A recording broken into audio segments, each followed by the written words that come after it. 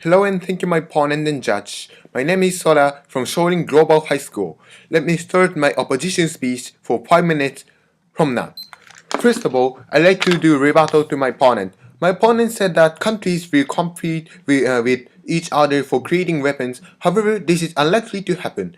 The Outer Space Treaty said that the space doesn't belong to any countries. This means space resources are for the world, for all countries, for all humans. So nobody can exploit space resources, include microbial lives and ecosystems as its own profit. Also, what my opponent said is exactly the reason why we should not take this motion. My opponent said that we need to regulate exploiting microbial life or its ecosystem in order to prevent competition or weapons race, for example, arms race or space race. However, because we don't know 100% what is in space, we don't know about extraterrestrial lives when they are found. So we need to know what effect they will cause to humans. If we make laws before knowing about the exact danger or benefit of life in outer space, laws will be ineffective. For example, in the Global Warming Prevention Kyoto Conference in 1997, each individual country decided the exact amount of CO2 they excrete, but the policy failed because they didn't know enough about global warming.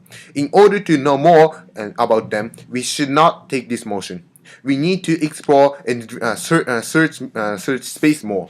Therefore, we believe that international law does not need to include an overriding ethical obligation to protect and preserve microbial extraterrestrial life.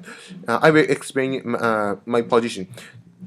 First of all, we believe that laws cannot come before exploration. When we have a rule of law or law, we make a moral decision between right and wrong. But how can we make a decision between right and wrong when we don't know what is there? For example, if we encounter life that has no benefit or harms for us, it wouldn't have any effect. However, if we found a microbe that could make us live 1,000 years more, that would definitely change the way we see ourselves as human beings and change our moral responsibilities to our people in very interesting ways. If the beings were dangerous to us, we would be concerned with creating laws to protect ourselves from them. Morality is always responsive to the conditions we encounter.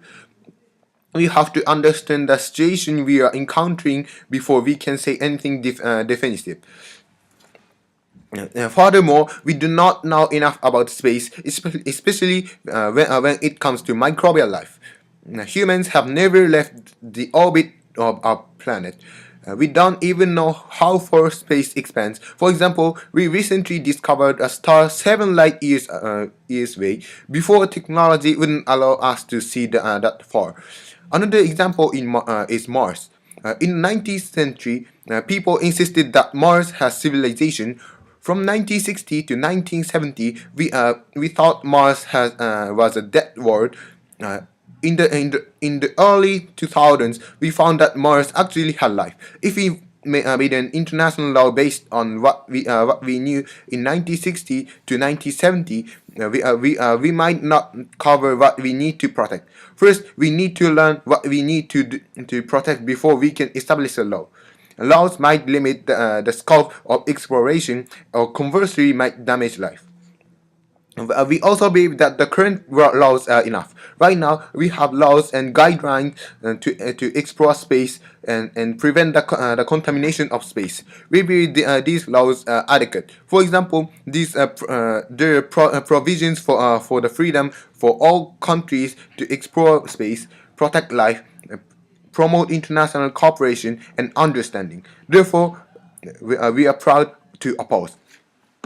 Thank you.